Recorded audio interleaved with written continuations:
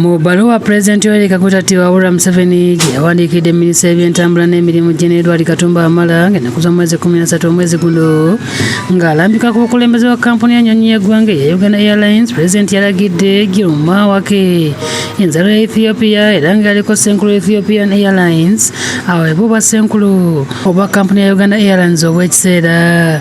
Pulezidenti yategeeza Katumba nti ono agenda kuyambako kuwa amagezi n'okugola ensobi ezibaddewo mu nzirukanya ya kampuni eno era ng'agenda kukola n'olukiiko olufuzi okutuusa nga Ssenkulu ow'enkalakalira alondeddwa. Bw'atyo Pulezidenti yalagidde abadde Ssenkulu wa Uganda Airlines Jennifer Bamutulaki addeko ebbali era obuyinza buwa eri Giruma n'olukiiko olufuzi. Kyokka yalagidde olukiiko olufuzi okukola ku nsako ya Bamutulaki. Ebizibu ebituusizza Bamutulaki okumufuumuula mwe muli okufiirizibwa okususse kiyiteroosi nga mu mwaka gw'ebyensimbi ogwa 2023-2024 kampuni eno yakola loosi za buwumbi obusukka 237 ate nga mu mwaka gwa 2022 ne 2023 loosi zaali zisukka mu buwumbi 324. Ebyo kugatta emivuyo mu nzirukanya ya kampuni okugaba kontrakiti mu ngeri ey'amankyolo ennyonyi okufa nga tezirina sipeeya okukandaliza abasabaze kigenze wala ssaako n'ennamukumbo w'ebizibu omulala mungi. Abamu ku babaka ba Paalamenti betwogeddeko nabo bagamba nti ekyokukwata Bamutulaki ku nkoona kyali kyalwawo nadda kubanga akakiiko ka Paalamenti akakosase kanoonyeza ku Uganda Airlines mu mwaka gwa 2022 ne kazuula emiwaatwa mingi. Ensonga ya Pulezidenti kusalawo kukola enkyukakyuka zino mu Uganda Airlines nga bwe tuziwulidde kirungi ate tukiwerokaminga.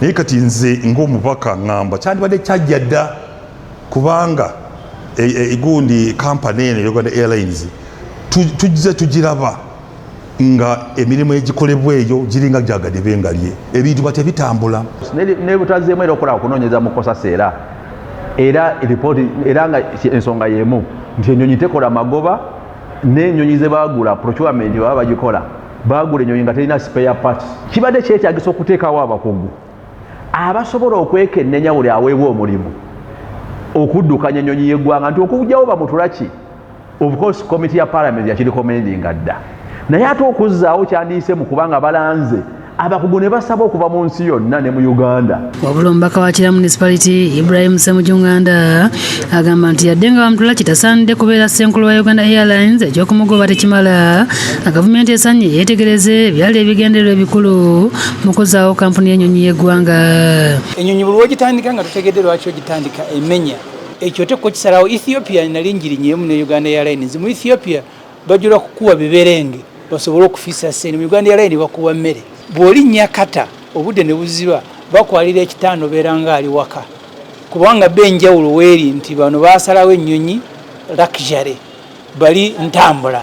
Kati ebyo omuntu agenda okuyingira mu nnyonyi ndaba waliwo okubugumirira kungi nti muleete aba Ethiopia kubabe bakola amagoba oyo bagenda kumugoba nga bakayita emyaka egi bwe banaabeera nga tebamaze kulambula bulungi lwaki Uganda Airlines weeri. Giruma Wake ow'emyaka 82 aludde mu kisaawe ky'ebyentambula z'ennyonyi ng'era yaliko Ssenkulu wa Ethiopian Airlines esinga mu Afirika okumala emyaka 7.